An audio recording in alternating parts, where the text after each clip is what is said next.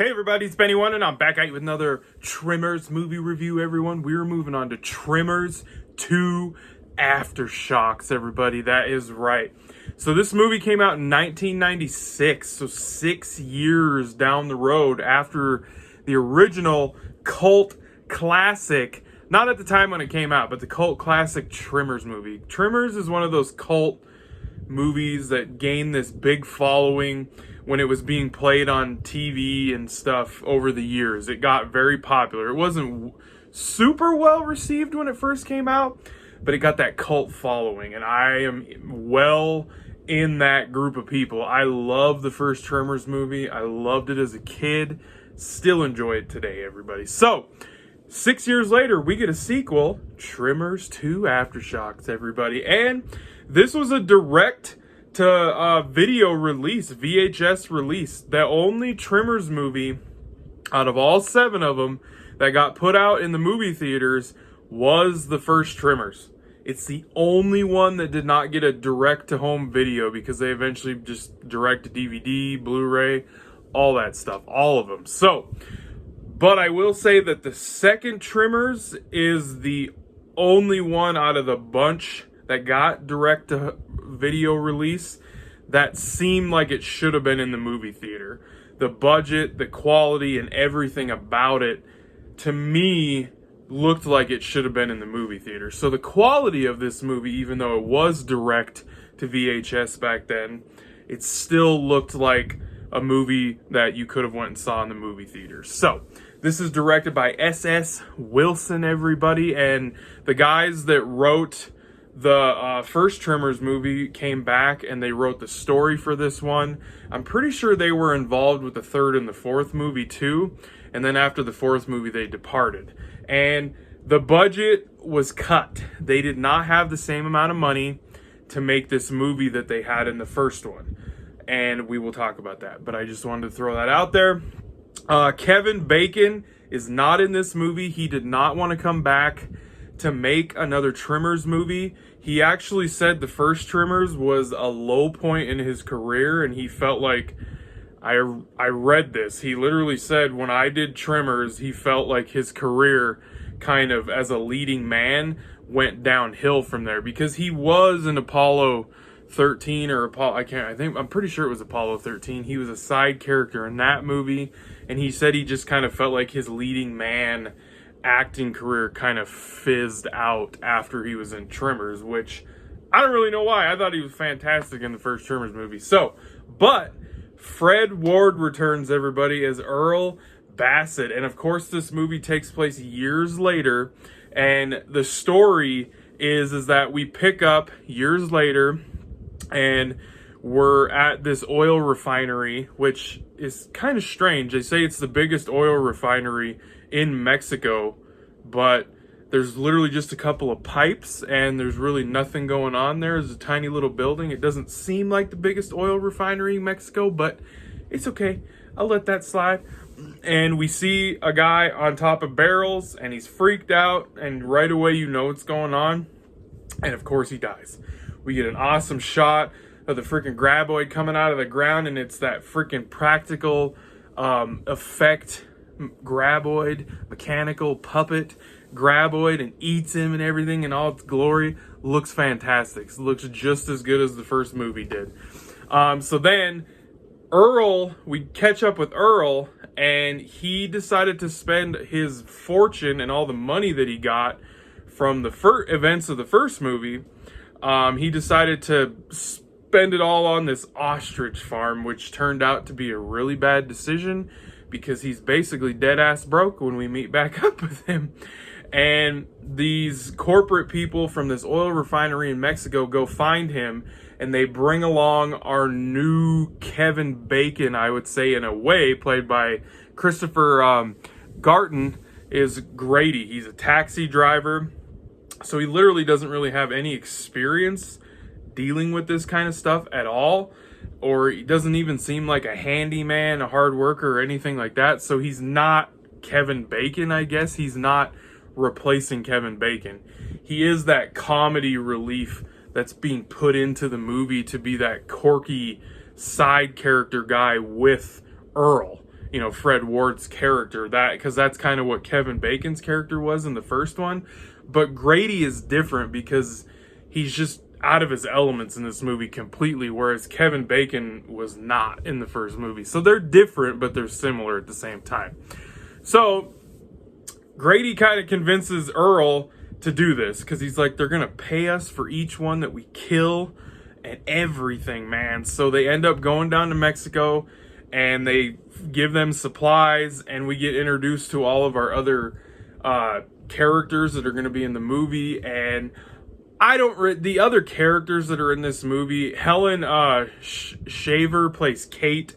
She's like the love interest for Earl Bassett.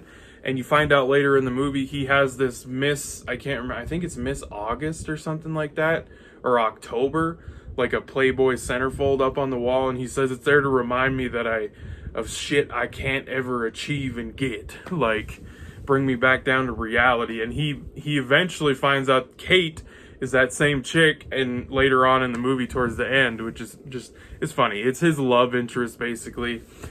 She's okay, but our other side characters at this HQ and everything, they don't really establish them, or they're not really in the movie that much. So you don't really care about them when they die and they get eaten by the graboids. You don't care. So they're not really the part. And of course, Michael Gross, everybody, comes back as Bert freaking Gummer, everybody. We'll get to him, but he's just as great, of course. So yes, they go down to Mexico and they're well equipped and they're ready. You can tell that, like, because of Earl and everything, he knows what to do. He knows the rules. So right away, you're kind of like, okay, so they're just wiping these things out because they're using little remote control cars and they're putting sticks of dynamite on them. And when the graboid takes it, sucks it down, boom, they freaking blow him to shit and to smithereens and guts. And that's one thing I like about the movie is they use the guts and everything, and they have umbrellas so that all that nasty, stinky guts from the graboids and everything so falls on him and all that shit. And Grady gets caught off guard the first one they kill. He was not ready for that. But yeah, so they're moving right along and they're just wiping these things out and they're killing them left and right. Like, I think when the movie's first rolling, they probably kill at least a dozen of them. So, like, right away, there are way more graboids in this movie than there was in the first one. There's tons more in this movie. And like I said, they use practical effects. Once again, for the graboids, they didn't do the CG thing yet, which they do eventually do in the later movies, and it does not look very good. But these movies didn't have the budgets, that's for damn sure, but they kept making them, so people were watching them. But yeah, so they're doing this, and then they realize at one point, one of the graboids actually grabbed, because they have a chain with a bunch of cans and everything that they're dragging on Earl's truck from the first movie, which I love that they brought that truck back to make noise. And one of the graboids grabs it and drags the truck across the land that they're on, killing all these things, just drags it along and everything. Entertaining as shit. It's funny. And then at one point they realize there is literally probably like 20 graboids swarming, coming after him, man. And they're like, we gotta head back to HQ. We need help. And that's when Earl calls Bert to come and help them. And when Bert shows up, he shows up with a freaking military vehicle loaded with explosives and weapons, fuel, kerosene. He's just way more prepared because that's what Bert does. Like, they are fully stocked and ready to kill these damn graboids. They're fully prepared. So at this point, you're kind of like, well, shit, where is this going? Because we're not just going to watch a movie about them just blowing graboids up. So Earl and Grady run into one, and it's not going after them. It's like going away from them. So they follow it, and they eventually run into it, and it's out of the ground, and it's raw, and it's got its mouth open and everything, but there's something wrong with it. It's making this weird noise, and they're like, what the hell is wrong with it? They even drive one of the little remote control cars up to it and bump it a couple times. It doesn't even care. It doesn't want to eat it. There's something wrong with this thing. And this is the point in the movie where the writers just made a great decision with this sequel is a lot of sequels is where they give you the things you love about the first movie, and they kind of recreate the first movie and what was great about it, but then they change shit in it. They change the rules, the situations, and in this, the graboids, the creatures. That's right, because we get introduced to the shriekers. That's right.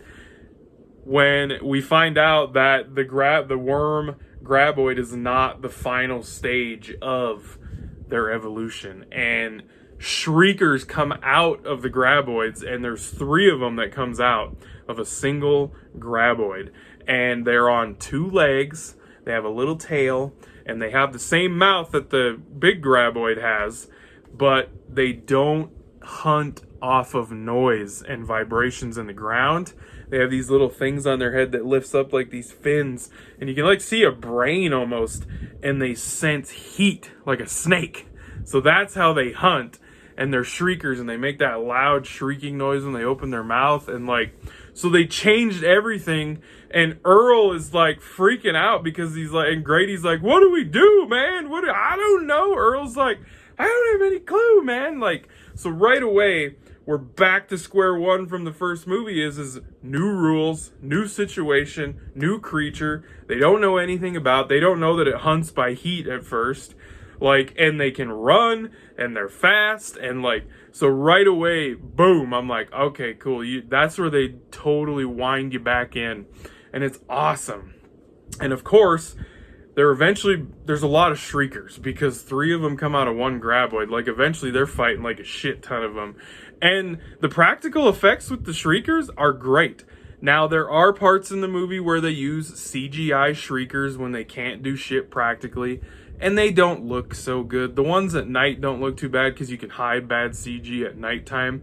But the ones in the day that we get a few shots of, yeah, they don't look good. But they only used it when they had to. So that's what's good about this is the look of this movie is still, I think, good. I think they did a good job with it. So yes, and then they find out that when these things eat, like if they eat food, like regular human food, and when they're full, not that very long after they get full, they vomit out another shrieker. And like, so these things eventually get into this warehouse that's there at their headquarters, and it's loaded with food, flour, food, Bert's MREs, and like, so there's just a shit ton of these things producing inside this freaking little warehouse that they have right here. And they come up with this idea, Earl does, where he's like, I'm going to have you guys spray me with a fire extinguisher, which I don't really know if this would work, but it's a freaking horror sci-fi comedy movie. I can look past it, but he wraps his face up, puts some gloves on, and he has Kate spray him with the fire extinguisher because then he's like, it'll hide my heat signature. And he goes into the warehouse where they're all at, just munching on food, having little shriekers and everything. And he's like, I'll get some bombs out of the back of your truck, Bert. And then it starts melting and they start seeing him, so he just has to get a detonator, and he sets it for, he doesn't even know what time he sets for. He throws that shit in the back of the truck, and when he gets out, Bert was like, where's the bomb? And he's like, I just set a detonator and threw it in the back of your truck, Bert. And he was like, Jesus Christ. He was like, are you serious? And he was like, yeah. And he's like, we gotta go. We gotta run. We have to run. And they run to a point, and he's like, no, it's going to be huge. It's going to be big. You got to go farther. So they run to this ditch, and holy shit. When the bomb goes off, talk about overemphasizing explosion for the situation. Gee, it looked like a nuke went off almost, man. There was a crater and everything that was left over. And that's where our movie ends, basically, is them walking back to the crater and just talking about how Grady wants to take all the money, because they were getting $50,000 a kill for a graboid. $50,000, and they probably killed over a dozen of them. So, like, they got money coming, and like, the movie just ends with Grady telling Earl, we should open this amusement park, man. We should open this amusement park. And it just kind of ends with them talking. And you know what? It's not as good as the first Tremors movie. It's not. And for a direct-to-video release, like I said, I thought it looked like it should have been in the movie theater. I felt like it captured everything that the first movie did, and when they changed the Graboid into the Shriekers, it just reignited what was so good about the first one. Now, do I miss Kevin Bacon? Yes. Do I miss Reba McEntire as Heather? Of course I do. They do explain what happened. She left Bert because of his beliefs with the Soviet war and all that shit back in the 80s, like, and how he couldn't handle there not being this looming danger of a war, and he didn't know what to do with himself, so she left him. Do I miss those characters? Yes. Are other characters they introduced, our side characters besides Kate and Grady, interesting? No, they're not. I would say the cast as a whole is weaker in this movie.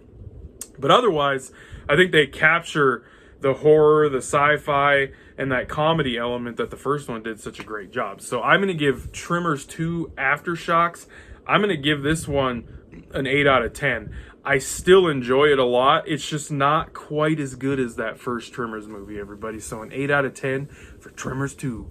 I hope you guys enjoyed that review. I thank you for watching, and I'll be catching you on the tube later because I have spoken.